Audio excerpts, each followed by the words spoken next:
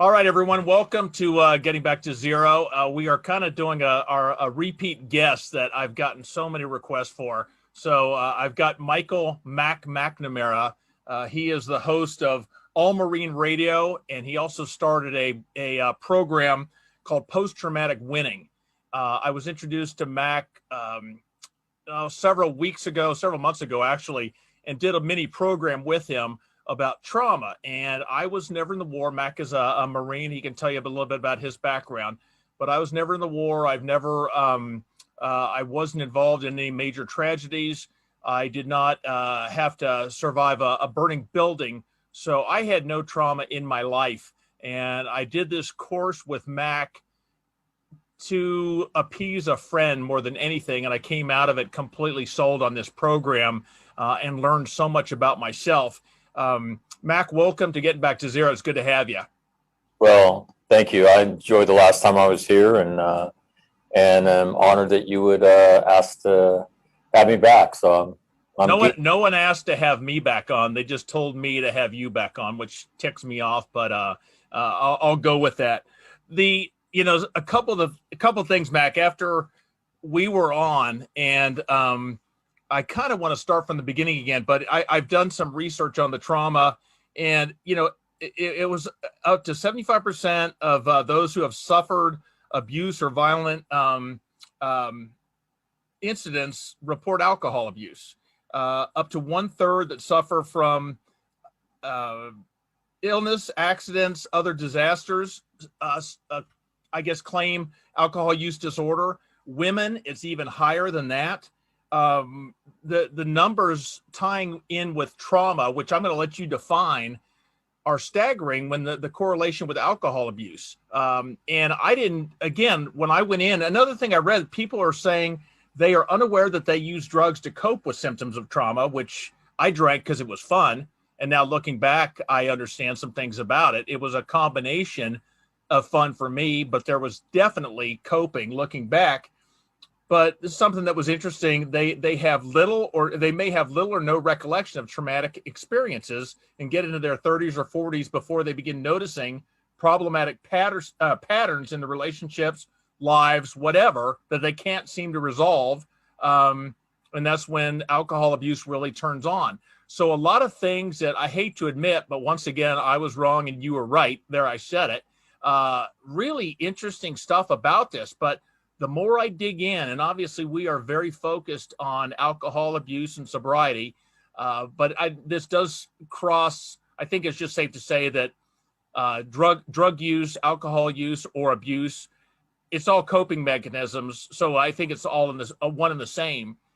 But this damn word trauma keeps popping up more and more, and I dig about this thing. And a couple people that have gone through your course are all like a veil has been lifted, and finally that man behind the curtain became visible, and a lot of stuff is starting to make sense for us. So real quick, who are you? How did you even come about discovering trauma, and how what is it, and go from there?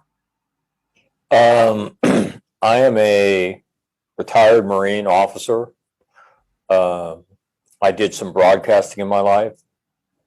And my life was, I don't want to say filled, but I dealt with trauma on a regular basis. And some in my personal life. My sister's 2 sons were murdered by her husband, who then, after he beat my sister, he put a gun in his mouth and killed himself. One of my 2 younger sisters froze to death as a result of alcohol poisoning and cold weather in Indianapolis in 2014. Helicopter crashes into where I'm training out in 29 Palms here in the California desert, and the pilot's decapitated, co-pilot's crushed to death. We're trying to save the other 2 Marines. Everybody dies. And then on top of that, I have 3 combat deployments to Iraq and Afghanistan. And so my initial thought when I started doing All Marine Radio was to talk about this in an effort to normalize the discussion, maybe putting some downward pressure on our terrible destructive behavior numbers. At the center of those is alcohol, which fuels everything else, right? Because that's what we do. We're Marines. We're just like the culture we come from, maybe a little bit more skewed to be drinkers. And we could talk about that. But so I was just trying to do my part to help myself.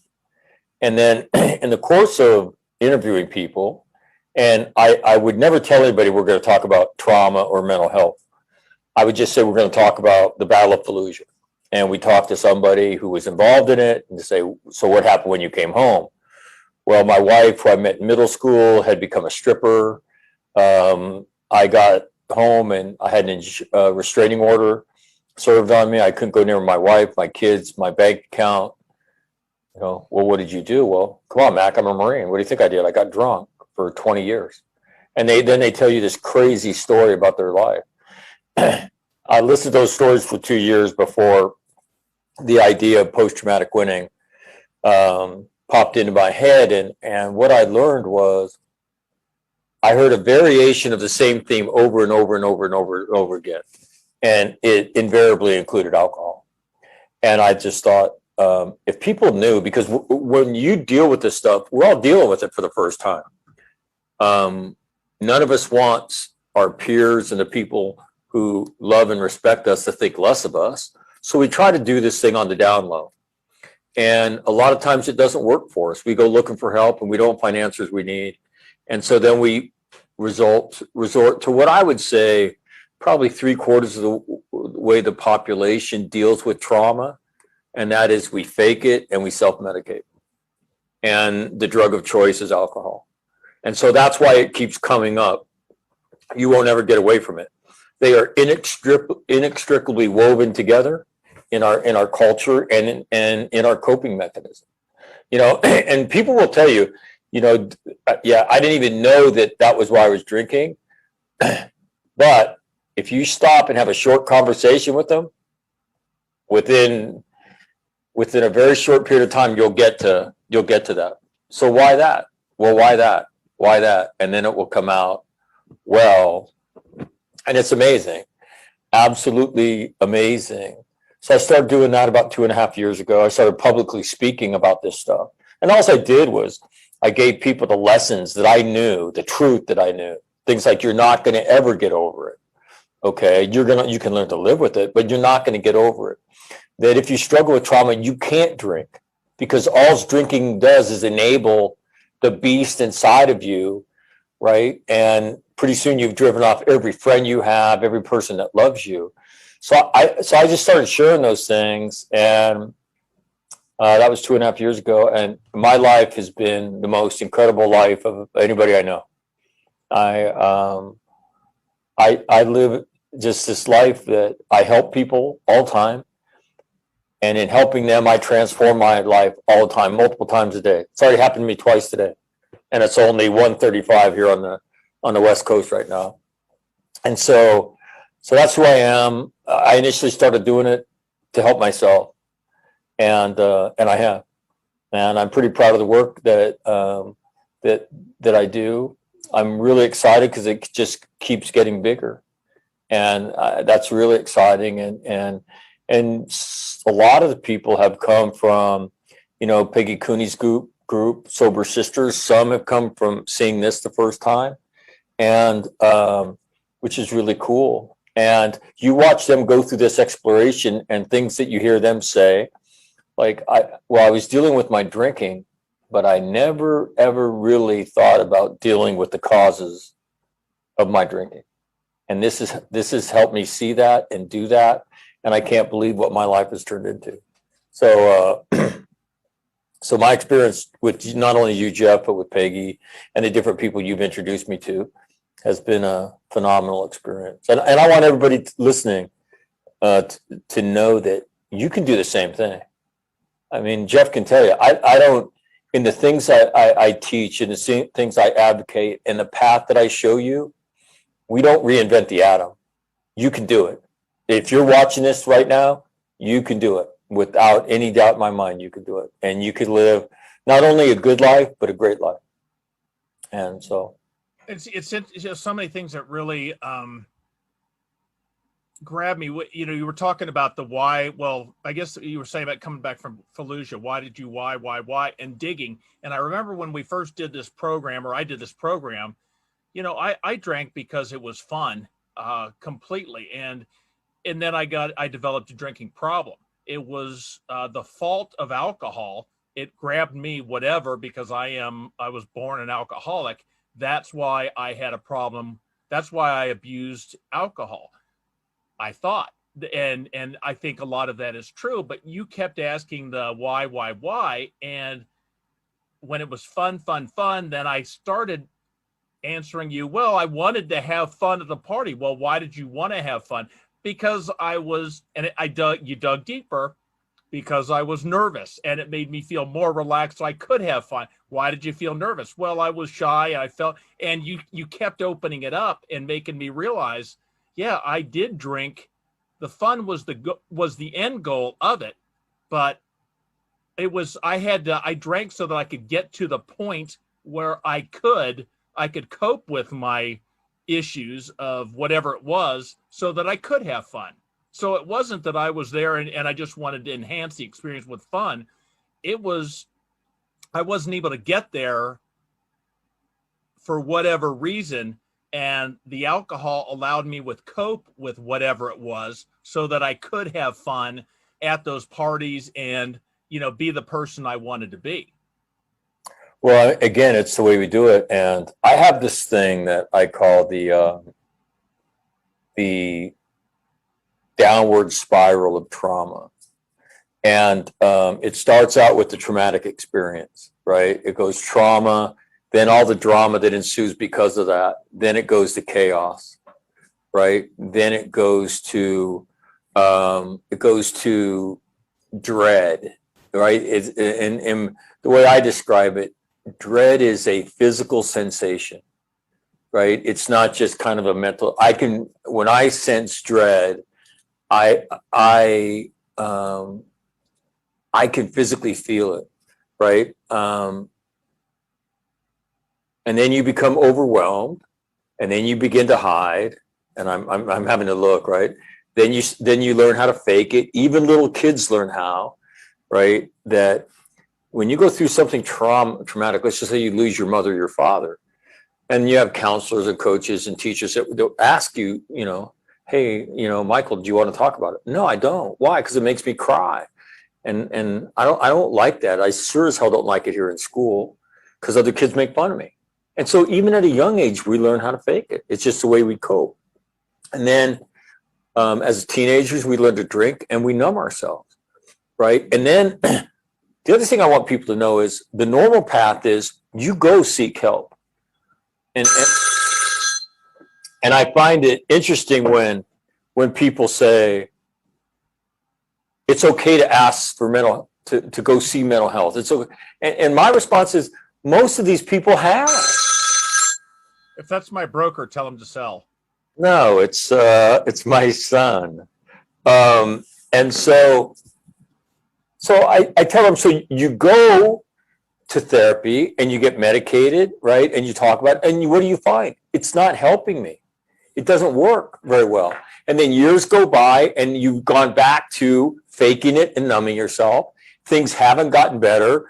For most of us, they've gotten worse. And then what do? Your spouse looks at you and says, hey, man, you've really got to go get some help. And so you go back again and you try again. And guess what? It tends not to work again. And now we're going to fake it and numb it because that gets me through my day. And then I've emotionally isolated myself. I've given up on that. This is going to be my life. And so I numb myself. I fake it and I numb myself. The only people I believed, and I probably still do to a degree, that I'm the only one that's got any of the problems that I'm not going to let you know about, that I'm going to hide, because the only people that even begin to expose that are the complete bottom of the barrel that are past the point of hiding it, where they can't for whatever reason. But people that I run into in my everyday life, when I came into these sobriety groups, I didn't see anyone with any flaws, of what I saw in myself. And I'm starting to realize that everyone is living that lie. Everyone is faking it to a degree. Now, I do this thing where when I do it live, I have 3 goals and 10 commandments. The third commandment is trauma is trauma is trauma. And this is one Jeff really struggles with, okay? Because he constantly wants to refer to my combat experiences as somehow being, more traumatic than front page news. Right. And so he always assigns that greater weight where I don't. And because I know it doesn't have any greater weight than any of the traumatic events that he's experienced, or somebody who's been raped have experienced, or a victim of domestic violence or child abuse. But Jeff struggles with that. He's still a work in progress. And so I do this thing where I say, okay, now, and so let's just say there's 1,100 people in this room. Okay, I'm going to read these things off, and I haven't shown the list yet. And if it's impacted your life, not necessarily happened to you, but if it's impacted your life, put your hand up. And yes, I have been painting. If a second incident, and I'm not a very neat painter, if a second incident has impacted your life, put your other hand up. So I start down the list. Suicide, all these hands go up, right? It's, somebody who's been a victim of domestic violence, victim of a violent crime, died of a drug overdose or a vehicle accident. All these hands go up, right? If you know somebody who's been, if you're somebody who's kissed a loved one goodbye, a family member or a close friend, who's died of a terminal illness, all these hands go up. Child abuse, sexual assault, rape. So pretty soon by the end of it, everybody's got both hands. The only people that don't, exactly. The only people that don't have both hands up are the people that don't want to. And I say, now, everybody stop. Now look around. And the 5th commandment is stop faking your mental health. And here's why that's important. If Jeff and I are close friends and he says, hey, man, how you doing today? And I look at him and I say, I suck today, man. I'm really struggling. Half the time, my experience is Jeff's going to look at me and say, well, I'm really glad you said that, man, because I'm struggling too. My life is crap today. And so when we tell the truth about ourselves, we give them permission to tell the truth about themselves, and they want to. They want to.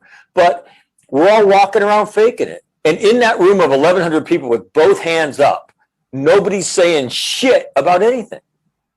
And so it's amazing that once you stop faking it with the people that are close to you, because there's some people that you should fake it with, once you stop faking it with the people that are close to you, in my opinion, it's the initial important step of getting out of what I call the valley of the shadow of death, where you're down there numbing yourself, hoping and groping to get through the day, right, to live this life, because there isn't a better way for me. Well, there is a better way, and I can show it to you if you care to. And Jeff knows it. And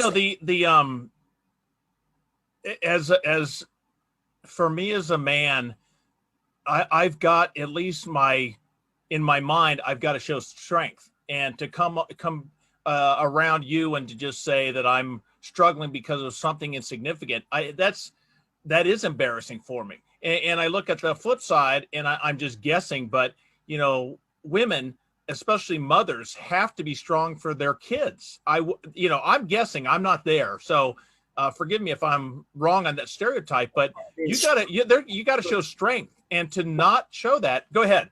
Strong for their kids, strong for their spouse.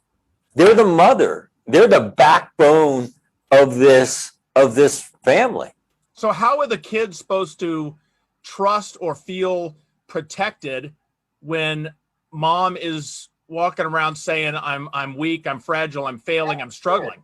Do you say that to your kids? I don't know that I would. I guess not saying it, but maybe showing it. Well, again, to me, showing it's probably the same thing. I mean, as parents, we all learn how to fake it. There's really significant stuff going on in our lives, but we try not to betray that to our kids. So that's why I say there's a time and a place to fake it, right? But so what I'm talking about is, and again, here's what I would tell you. When I speak, and I'll talk about my own life, somebody invariably will stand up and say, Mac, thank you for standing up and being so vulnerable in front of us. And I cringe when I hear that. That's not me. I'm not a vulnerable person. I've never been, I don't view myself as vulnerable. What I know is this: it takes a small amount of courage to tell the truth about yourself to somebody you care about. A small amount. What you get back in return for that is like this.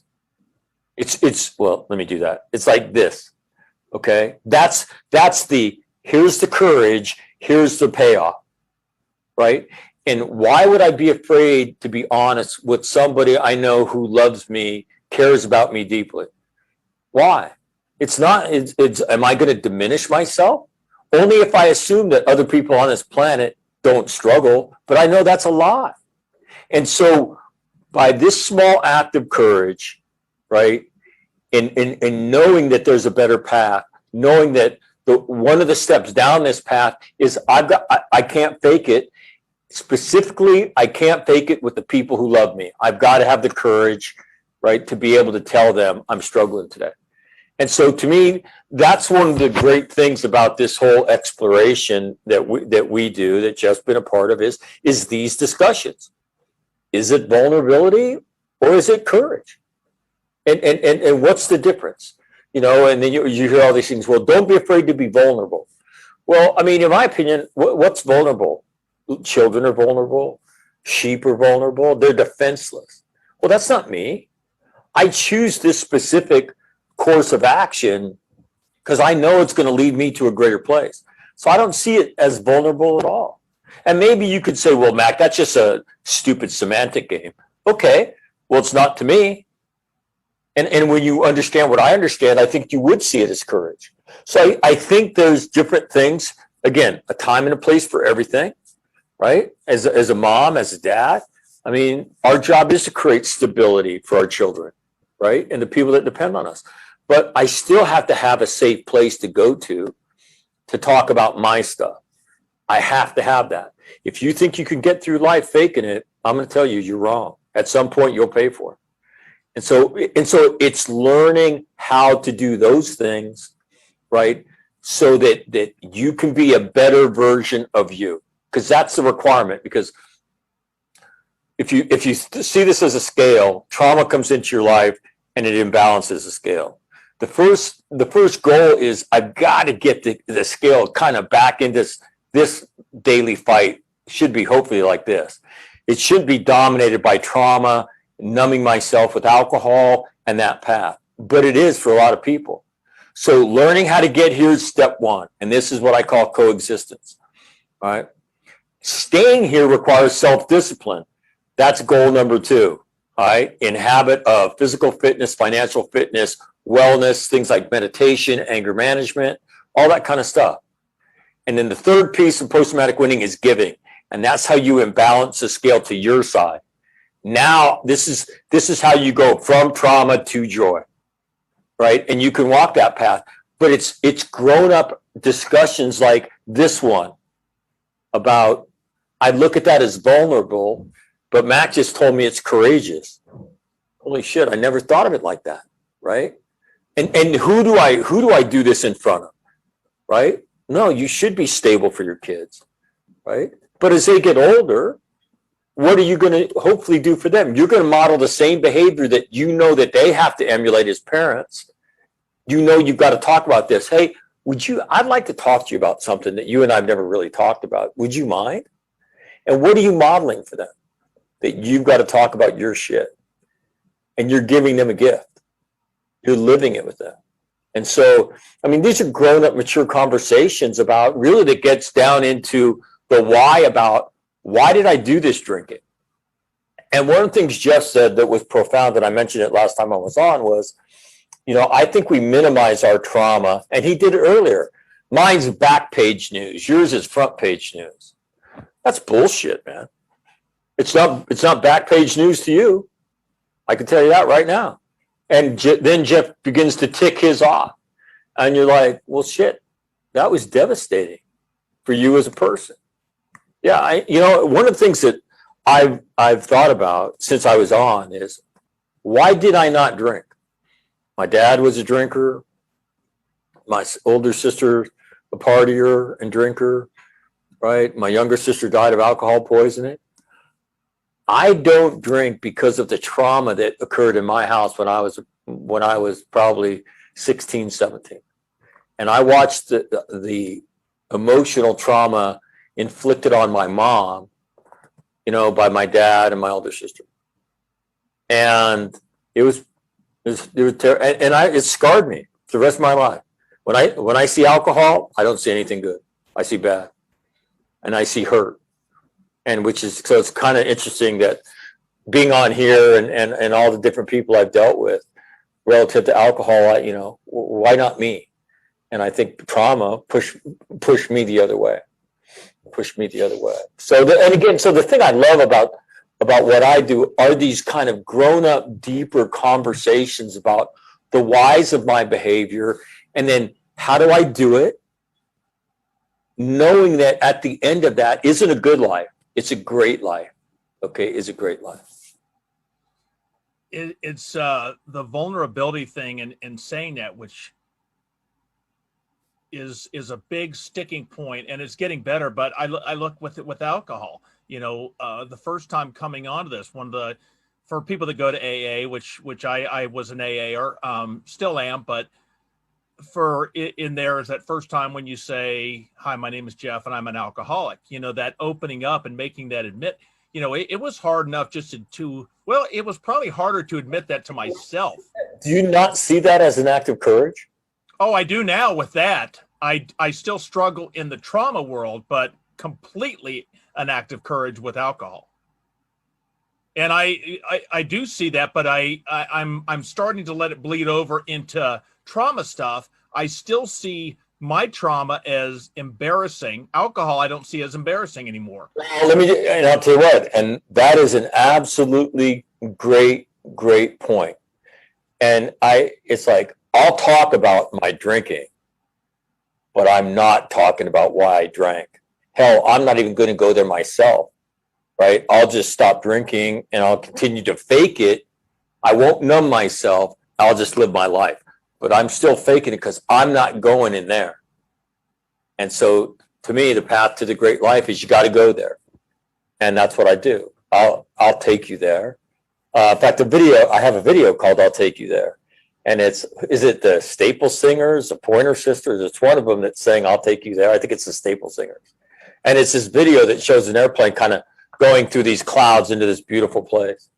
And that's where post-traumatic winning goes. But, right, it's not enough to say, hi, my name's, Mac, and I'm alcoholic, right? Because that's dealing with the numbing. You got to deal with what you're faking, right? And to do that, you got to go there. It's interesting, Matt, because I can, and I'll put all those links. We'll have all those posted because there's some incredible things you have on there. But it's interesting. I love what you said about why you didn't drink, because I didn't understand that myself. It kind of bothered me that, wait a minute, you got all this, trauma and yet you didn't drink, but that really explains it. So I appreciate you saying that. It was, interestingly enough, it was never, ever an option. It's never something I messed around with.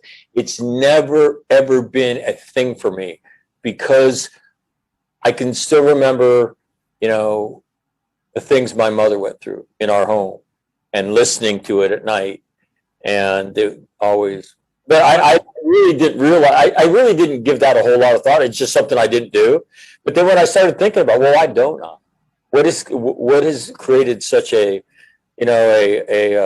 negative connotation, and again, I'll drink, but it's not where I go to hide. It's not where I go to solve my problems. I'll drink at a party. I'll have a drink or two, and I have a good time. But it was through my interactions with people like you and all the other people I've met through you guys that made me stop and think about that. So it's kind of interesting. But your distinction between places that we'll go that we're comfortable with, and then places that we won't go. And I'll give you an example with me. I was doing my presentation for a year before I talked about my sister who died of alcohol poisoning. And I did it on her birthday. I'd been doing it for a year, and I can't remember where I was doing it. I was someplace on the East Coast doing it. And it was January 10th, my sister Maureen's birthday. And I was thinking about her, and I thought, you know what? I need to talk about her today. And that was the first time. Well, why didn't I talk about her before? There's some things I'm comfortable sharing and other things I'm not, which is exactly what you talk about. I'm comfortable saying, hi, I'm Jeff, I'm an alcoholic. I'm not comfortable with talking about what drove me to alcohol. And that's most of the time trauma for us. And that's what post-traumatic winning deals with. It's interesting because I can still, when I say I'm Jeff, an alcoholic, there's still a part of me that is dumping the responsibility on alcohol. That because it's alcohol's fault why I'm having to say I'm Jeff alcoholic, because it's something that, you know, it's the disease of alcoholism that is making me say that. The trauma, that is now, I've got to look in the mirror on that one. I can't blame anyone. The reasons why, now you're going to say, well, something happened to me. I understand, but I'm still, it's that I was shy, that I was riddled with anxiety, that I was embarrassed about this or that, or I was ashamed of this or that. That's still, even though there is trauma with it, that's still a personal, that's harder for me to blame that on something else. I got to blame myself on that. So, well, but again, in your defense, we all do this once. We all go down this path, and we don't know how to deal with it. These things happen to us. What do I do with that? Who do I talk to about that? I mean, I can remember when my parents were really struggling with their marriage, and I didn't talk to anybody about it because I didn't want anybody to think less of my family. You know, I was proud of my family. And so what did I do? I never talked about it. I just kind of walled it off. And so we're learning how to deal with this. Every one of us tends to be on our own because we're too embarrassed to talk to other people about it. And so, but I'm going to tell you what you're going to find. And again, starting with your best friends is when you say, I'm struggling. You're going to be able to talk about it with somebody who cares about you, which is going to make it better. Simply the act of discussing it, of somebody listening to you, feeling that level of intimacy, we need that, right? So the very behavior that we need is going to intimacy. What do? We fake it and we go away further down into the valley of the shadow of death. And so it's hard, right? And I have this thing I say in post-traumatic winning. You have to be gentle with yourself. The ask of all of this is, you know, greater emotional courage, right? Greater self-discipline, greater traumatic wisdom, right? And relative to alcohol, greater discipline relative to this thing in my life that has been so destructive, which is hard.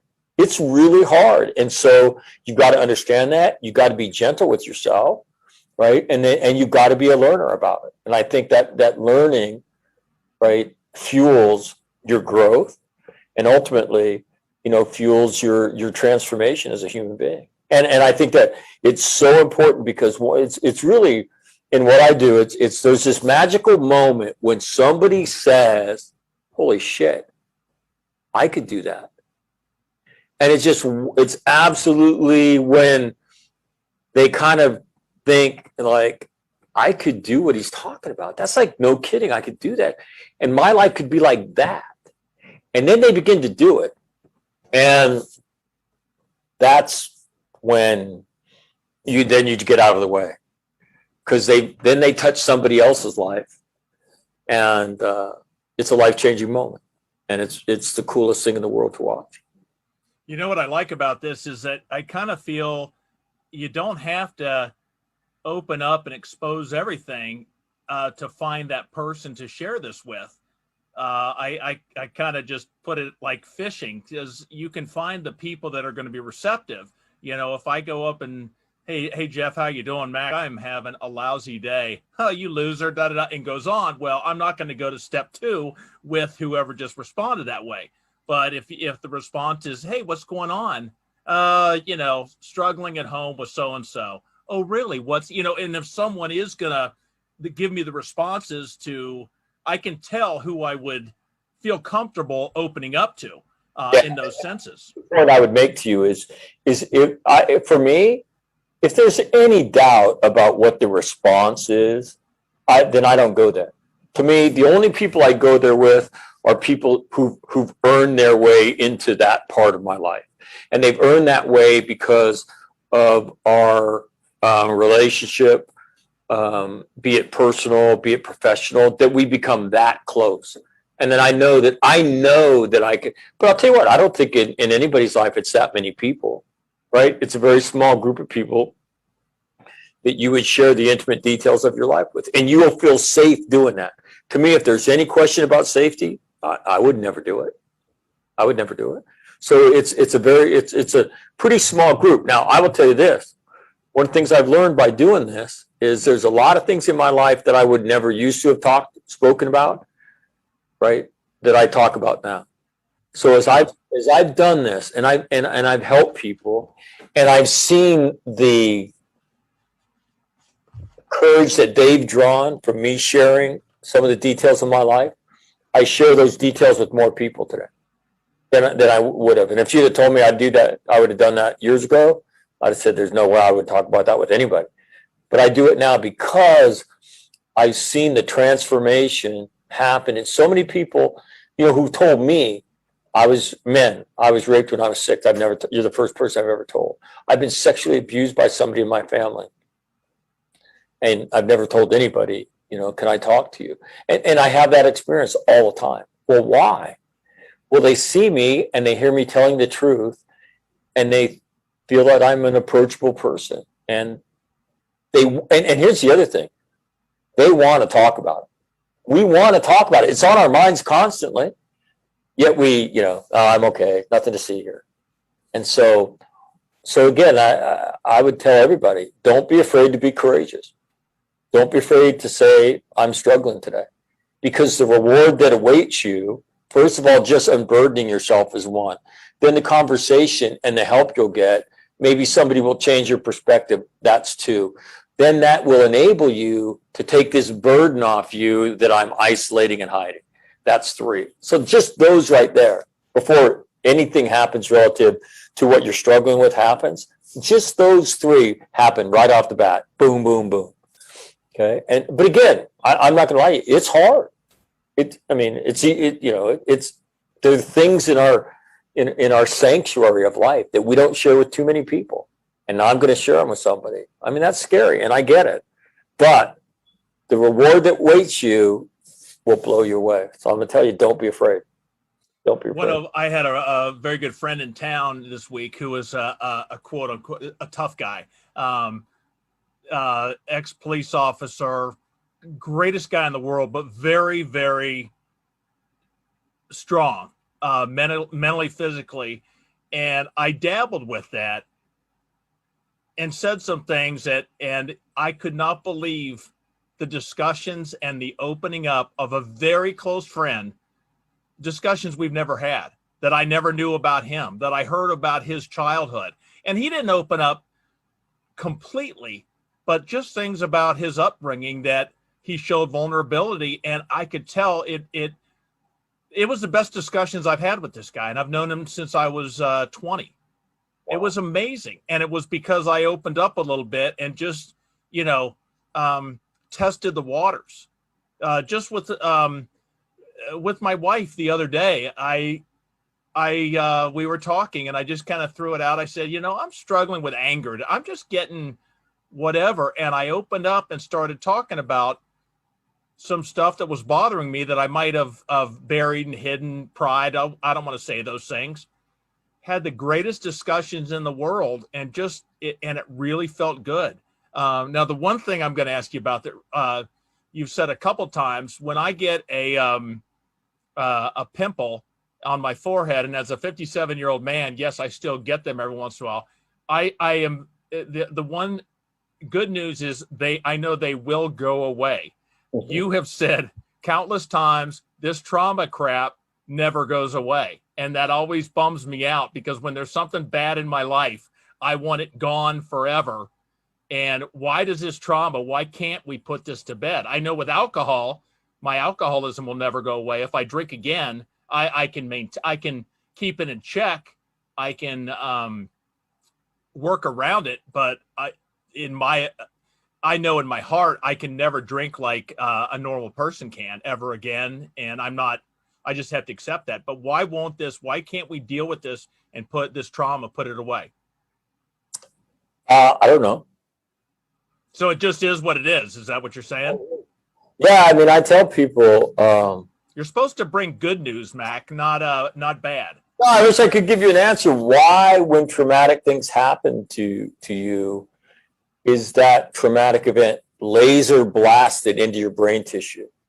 You know, and so, I mean, recently we just celebrated, not is the wrong word, but we just honored the 77th anniversary of the invasion of Normandy.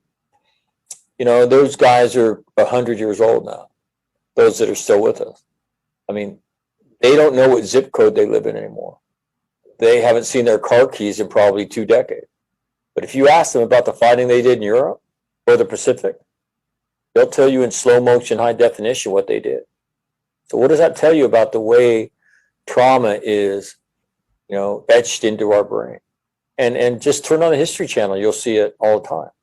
And so, you know, years later, you know, people can tell you about an event, a traumatic event in their life, and they will describe it exactly like it was, because it's that vivid.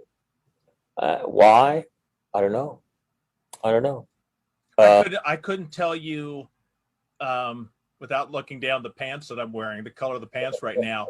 But some of the trauma stuff that I've talked to you about, I could tell you every detail you want. Just one of them in my mind. I can remember the color of the carpet. I can remember the chairs in the room. All the details of that. I couldn't tell you what I had for dinner last night. But that stuff. Yeah, well, to me, what's interesting is probably one of the questions I get asked most often is, why didn't somebody ever tell me I'd never get over it? And I just shrug my head and say, I don't know. I mean, I saw somebody get decapitated, and then within 3 hours, somebody gave me that advice. So you're not supposed to be very receptive to like advice so close to an event. The single best piece of advice I ever got in my life happened 3 hours after seeing one guy decapitated and then try to save 3 other people, and every one of them died. And so, yeah, one of my Marines, a senior enlisted Marine, came up and said, you know, you're never going to get over this. And I asked him where he got that information from after I told him to get away from me. And he said, Vietnam guys told me. And so it's the most true thing I know. And the very first thing I really learned that put me on this path to be here today was you're never going to get over it. And at first I didn't understand it, but it made so much sense to me as these years have gone by, when any of these events reach out and grab me and make me get emotional. And so somebody will look at me if I have tears in my eyes and say, are you okay? And I say, yeah, I just have allergies. And they're like, oh, okay. So, I mean, it's not appropriate for me. I don't want to go there with them. So I tell them I have allergies, right? The people that are near to me know that if, you know, I hear taps and I'm with my kids, they'll see the muscles in my jaw tighten and clench, right? I'll fight tears because of all the times I've had to listen to that song and watch somebody that was way too young, right, be either memorialized or laid to rest. And so, but I hear those words, you're never going to get over this. You know, we're going to teach you how to live with it, but you're not going to, I mean, and I often say, you can't medicate yourself to a great place, but medication might be part of getting you there, right? Being able to sleep at night, being able to control anxiety to me are short-term things that we use medications for until we build up the behavior underneath it, and then we wean ourselves off the medication, right? So now we have the behavior to do it. So the same thing with talking about it. I can go to therapy. How do I talk seeing somebody decapitated to good? How do I talk about some of the events that I've seen in Iraq and Afghanistan, or the murder of my nephews? How many words do I have to say? What's the right sequence? Are there right keywords? Because if there are, I'll do all of that. Please tell me. And the answer is there isn't. You can't talk it to good. And so I think now those words they're very much a source of peace for me, right? So when you struggle with it, there's nothing wrong with you. You're okay. You're a human being. And you can't go through that kind of stuff without it sticking to you, without it being a part of your life forever. And so to me, what first sounds very intimidating then becomes very comforting. And if you are gentle with yourself, you know that some days are going to be more difficult than others. I don't know why, they just are. And it's okay. You're not going to get over it. It's okay. You're going to learn to live with it, and not learn to live a good life, learn to live a great life if you'll come hang out with me for a few weeks. And so the things we hear, get over it. Why are you still dealing with, let it go. What's the big deal? That happened 20 years ago, Mac. Let it go. Why, and now with something like, I could easily see giving the finger to, a D-Day or a decapitation, something like that. But some of the stuff that is smaller in my mind, again, I'm going to go, well, mine was just a so-and-so. God, that was 20. Let it go. Get over it. It's done. It's history. I think those are some of the most brutal words we say to somebody is get over it. Let it go. I wish you could just be the way you used to be. All of that minimizes from somebody else to you what's impacted your life in a substantial way. I think they're some of the most brutal words, and they're devastating when you hear them, right? Oh, yeah. Just get over it. Well, the reason it bothers me is because it was significant in my life. Now, you may think it's stupid, but it wasn't stupid to me. It was hugely significant to me. But now you've just humiliated me, right? Yeah. By right. telling me that I'm an idiot. I'm something. Weak. Because I'm weak. Because I can't get over it, right? And again, I think people say stuff like that. They don't know what else to say. And again, I do know what to say, and it sure as hell isn't time heals all wounds. It sure as hell isn't there's a purpose in this. It sure as hell isn't just get over it, right? It's none of that. There's a better way. But again, people say those things when they don't know what else to say, and it's brutal. And so to me, those words ought to be comforting for everybody out there. That which traumatizes you, you'll deal with forever, and you're not going to get over it. And so when you struggle with it, guess what? You are normal, normal. There's nothing wrong with you. Period. You were talking about the medicines at first, so that you can sleep, so that you can function, and then dealing with it. And that's one thing that with alcoholism, in my opinion, it's a two-part thing. There's quitting the alcohol, which is something I had to do. I've got to stop drinking. But if I don't address the things that making me want to drink, or made me need to drink, all I'm going to be doing is white knuckling it until I lose the strength or whatever. I got to work inside me.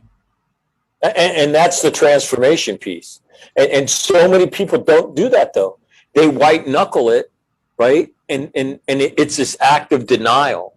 And what I try to get them to see is, once you begin to go down this path and you begin to deal with this stuff, you don't need to do denial anymore. You can transform your life.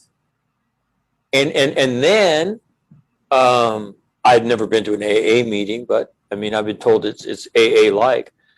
For post-traumatic winning, the key is when you cross paths with somebody else, is to stick your hand out and help them. Say, hey, I know you're struggling. There's nothing wrong with you. What you're going through is exactly normal for what you've been through, and I'd love to help you. And you stick your hand out. And then you help them. And when you help somebody else, you transform your own life again. And you can do that for the rest of your life over and over and over again. And there's no shortage of people that are struggling, right? We know that. They're everywhere. Just not saying anything. And so, I come upon them all the time. And all I do is stick my hand out and say, hey, I'd love to help you. And so, so this stuff's not easy, right? And if it's only about denial, and that's as far as you can get, that's hard.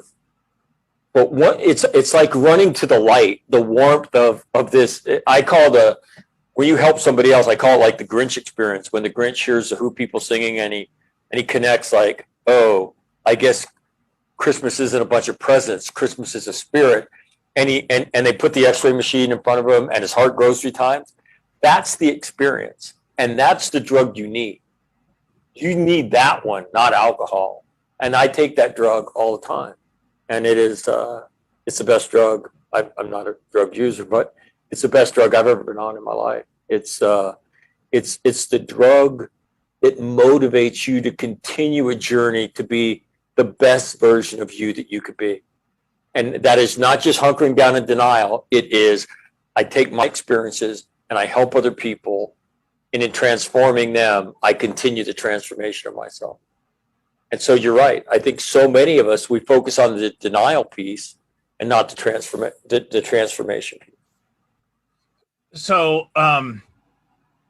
your course, Peggy was the one that asked me to involve. Yeah, made me. Let's cut the crap. Made me do it. And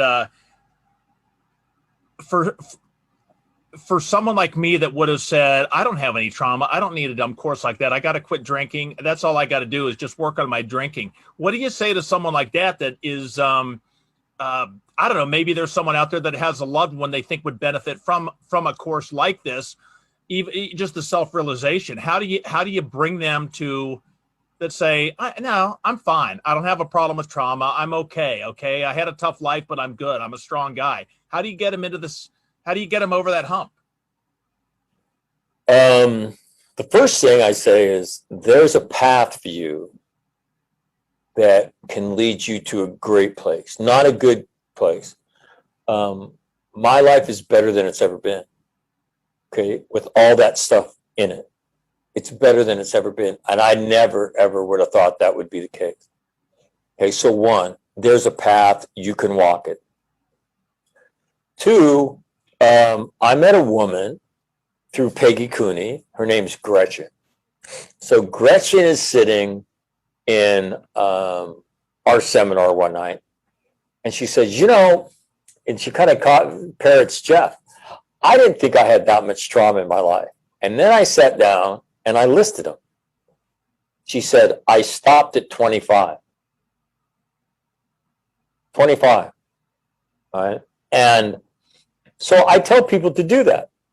If you don't think that you had very much trauma in your life, just take a piece of paper and sit down and just start listing them. And you'll be surprised at all of the things that you've dealt with in your life. I think most people would be surprised because it's an exercise we never do. And then you're like, wow, that's not a small amount of trauma that I'm dealing with. And most of us, you and I in particular, we grew up in the school of suck it up, man. And so 25 events, slowly but surely imbalancing your life. And what are we doing to cope with it? I'm sucking it up. So when suck it up is not, is an inadequate answer, then what do? I numb myself. I fake it and I numb myself. And my life's inherently imbalanced, but I don't know any of the things I need to do to get it back into balance, let alone how to win. And so to me, it's that stuff's hugely, hugely important.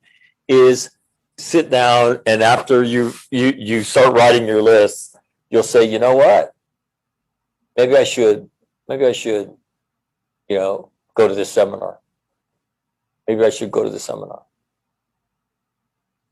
We're gonna I'm gonna post some details because I'd like to talk to you, and we'll do this off air, but I know that alcohol is not just, that's just one segment as far as how we deal. And I know you deal with the trauma with Marines and whatnot, but I think this group might be more focused on alcohol. And I would like to kind of gear something for that.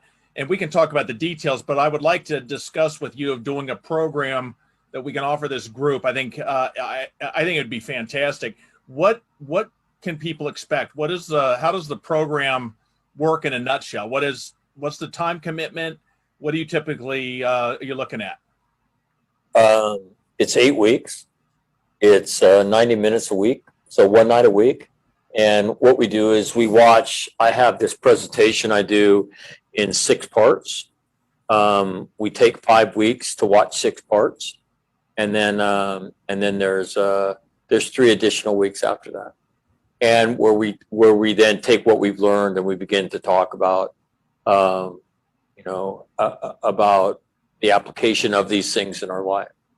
And the funny part was the pilot program that Jeff was in, we got to about, I want to say, the 6th week, and somebody said, so what happens after this? And I said, we're done. And the answer I got back was, oh, no, we're not. I think that was me. It was like, I'm just learning this. Now I feel like I understand it, and now you're just going to cut us loose? And I said, yeah, good luck. And I didn't say that. I said, so we'll take a couple weeks off, and then we'll start meeting on every Monday? And the answer was, well done, Mac. Well done. Way to figure that shit out. And my wife said, oh, great. More meetings for you, Jeff. That's just what I want to hear. Well, I know, but I mean, can you imagine from your wife's perspective what she's seen from you in terms of stopping your drinking? And then the other day, that the story you talked about, when you all of a sudden out of the blue, you begin to talk to her about your anger. Can you imagine, like, this is the guy that I married, right? Her quote was, I've waited 30 years to have these kinds of conversations. How about that? And so to me, I mean, I don't know that you need a greater, I don't know that you need a greater reason than what Jeff just said. To become a better version of yourself is hard. And a lot of us want to deal with these things in our life, but we go, as I said, we go looking for help, and we go to therapists, and a lot of it just doesn't help. And so then we resort to what we know, which is faking it, numbing ourselves.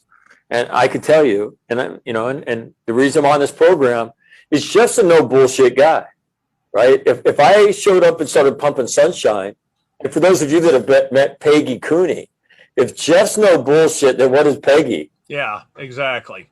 She's like she's like negative bullshit, right? And Peggy will let you have it straight in the face. And so, I use them for my references. And so if you're interested, if you've gone through a lot and you want to live a great life and you want to invest in yourself, 8 weeks, once a week. 8 weeks, once a week, 90 minutes. All right. Well, we'll put, we've got some links that they can check you out, a couple things to, videos to watch, whatever. We'll have all that stuff up on the pages. And then, we'll talk, Mac, because I think this program, I've had so many people talking about this damn trauma word, which I hadn't even heard of until, and it's popping up everywhere. Now it's all making sense. So all joking aside, I got so much, and I actually feel a sense of peace that I hadn't felt for a long time. So much of my issues were anxiety and just tension. And, the thing that made all of that go away was alcohol. And then a year and a half ago, roughly, I took alcohol away from me. and I didn't have the ability. Now I didn't have my friend, my coping mechanism to deal with that stuff, which actually, a whole nother double-edged sword that caused even more problems.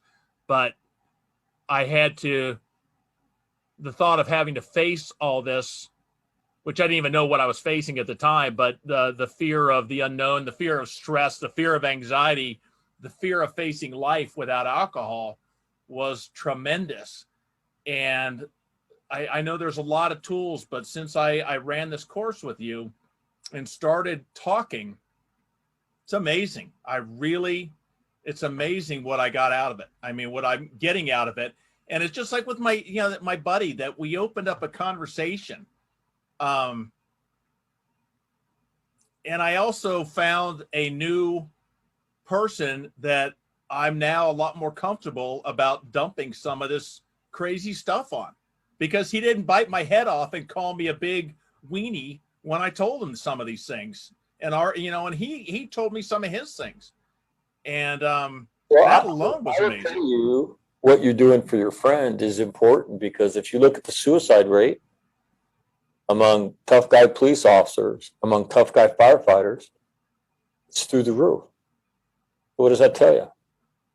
The tough guy facade, belies underneath it this inner turmoil because of this lifetime of traumatic experiences they've seen. And so you're describing him as a tough guy. If he heard you say that, he'd probably laugh to himself and think, man, if he knew what was going on inside of my head, he'd know that I'm anything but that. That's a brave face I put on, that I had to learn to put on to function in this world that I chose as a profession. And so what you're doing for him, right? But again, your wife's words, I've waited for 30 years to have these conversations with you. And that's why, to me, I heard this phrase, become a better version of myself. So when your life gets imbalanced by trauma, right? I just wish I could be the way I used to be. Well, that ain't going to happen. So what do you have to be? You've got to learn to become a better version of you, so you can get your life initially to here and then into here, where joy dominates your life. And that's where you are. How would you describe those experiences other than this ray of joy coming into your life with your friend and with your spouse? How would you describe them if you don't describe them like that? Really cool. Yeah. I wouldn't even be close to describing it. You walk out, or you walk away from that conversation with your heart glowing. Wong, wong. It's just wonderful. And again, what are we craving there? Intimacy, personal intimacy and closeness, that I can talk about my shit with you. And then lo and behold, what do I find? You have the same shit going on, and we can help each other, and we can go down this path. We can transform each other's life. We can be there for each other, and we can experience this incredible growth that comes through intimacy, right? And helping somebody else and giving and all the great things in life. I just have to wonder with the housewives, with the mothers, of keeping that that facade of, not that facade, but that presentation of so much strength. And my wife is she's the strongest person I know. And I've rarely seen her cry, but when she does, it's suddenly, who are you, that you actually have this side to you? It's amazing. And then back to the war thing, I think of the movie Saving Private Ryan, when Tom Hanks holds it together. He's the cool guy, the leader. And when he sneaks off after they just had the one little encounter by himself, and he's shaking and he starts crying, and then the guy comes up and he quickly gets it together. But what they saw, what Tom Hanks' character showed to the world was this together, cool, calm. I got it. I got this thing. I'm not rattled. I'm a leader, but underneath, here's this guy breaking down, crying. Well, I'll tell you, it starts with Saving Private Ryan, and then it goes through the whole series, Band of Brothers. And then it goes, a second series is called The Pacific. There are incredible mental health lessons in all of that. What Tom Hanks portrays in that scene is this world where you could not show emotion, right? Because it was translated, or it might have been translated as weakness. I would venture to say, though, and I say this to people all the time, if Tom Hanks's guys saw him get emotional, they would not have judged him because they were all feeling the same thing as well. True. And the requirement is that you wipe the tears out of your eyes, you put another magazine in your rifle, and you look at everybody and you say, let's go. Whoever did this is going to pay. And you lead them there. That's the requirement.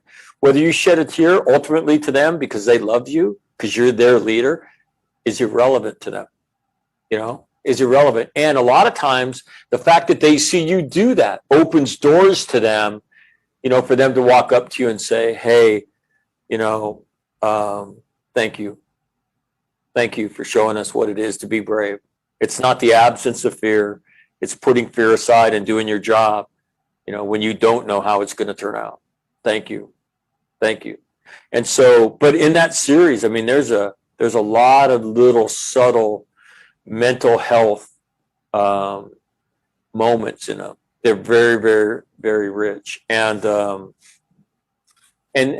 tell you a story. The Air Force flew me to Orlando to speak to a group of key wives. So these are the wives that other wives goes to on a base. And so what is it in Central Ohio? Wright-Patterson? Yeah. So Wright-Patterson has a key wife for every major Air Force organization there. So if you're new and you're looking for help or something's gone wrong or your husband's been injured overseas and, whatever, these people help. So other people come to them with their problems. So I stand up and I do post-traumatic winning for them. And so there's probably about 400 of them there, 300 to 400 of them in this room. At the end of the first hour, because the presentation is about 3 hours long, at the end of the first hour, I stop and I'm hop off the stage and I'm trying to get to the back of the room to get my business card, more of my business cards.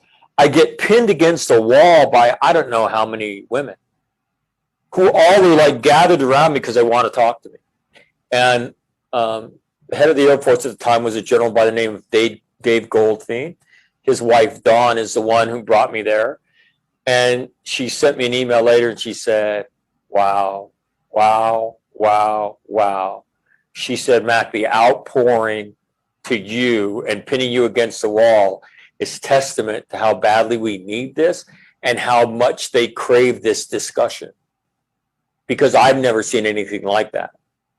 And so exactly what you're talking about. I'm the vertebrae. I'm the backbone of this family.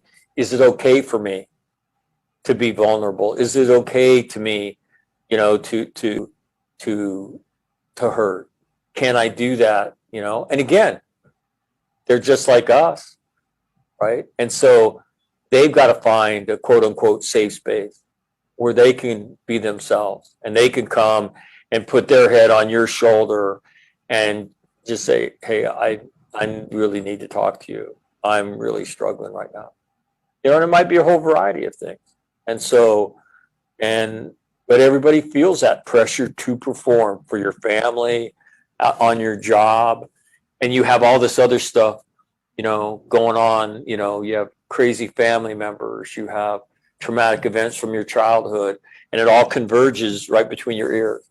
And if you don't find a way to get to a safe spot where you can stop faking it, where you can talk to somebody, if you don't do that, then you can't get out of there. You'll stay there. So it's really important to have the courage. And again, just like you said, I viewed standing up and saying, hi, my name is Jeff and I'm an alcoholic as courageous when I did it. But dealing with my trauma, I'm going to tell you it's the same thing. It's the same thing. It's the same amount of courage to go to that place that we don't go to often. And you got to be willing to do that.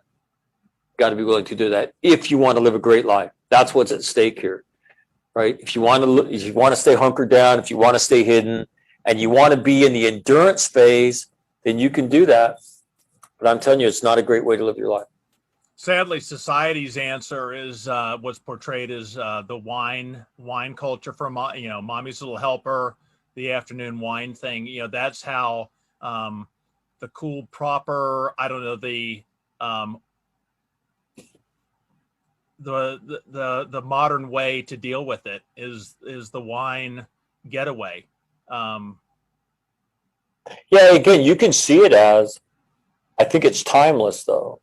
And what is it? It's, I'm struggling. I gone looking for help. I didn't really find anything that helped me. So I'm faking it and I'm numbing myself. And so you, at the start of this, you talked about, the more I do alcohol, the more I hear the word trauma.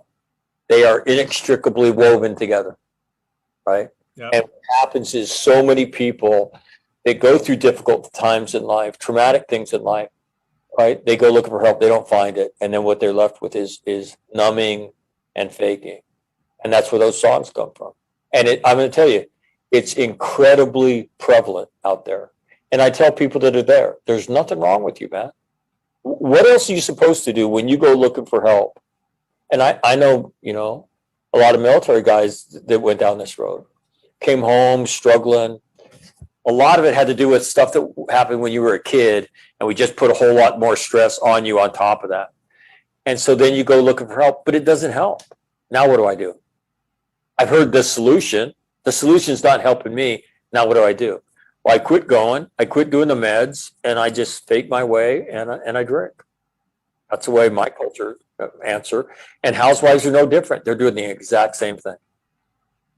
Mac, thanks so much. We're going to post a bunch of the links. I could talk about this all day. I just can't thank you enough for what you do, because it's definitely helped me. Good stuff. So we'll put all the links and we'll discuss. Let me put a plug in. We're starting another seminar later this month. And I think it conflicts with something you do on Tuesday night. So I don't want to step on Jeff's. Hey, you know what? That's okay. I don't have a problem with it. This is not about, this is about getting people fixed.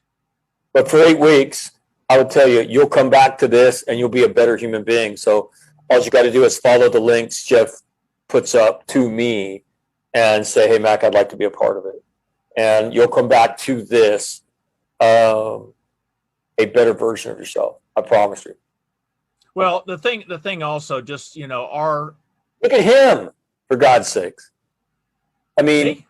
Yeah, I mean, the two things he said today, an intimate conversation with a guy he's known since he was 20, where they began to open up and talk. And let me just tell you, that is simply step one, because they'll continue down that path. And then his wife saying, I waited for 30 years to have these conversations. Do you want to go there? Yeah. I can take you there. Right? I took Hammerhead there. Okay. So, and let me tell you, it's the greatest version of you that you can live. So don't be afraid.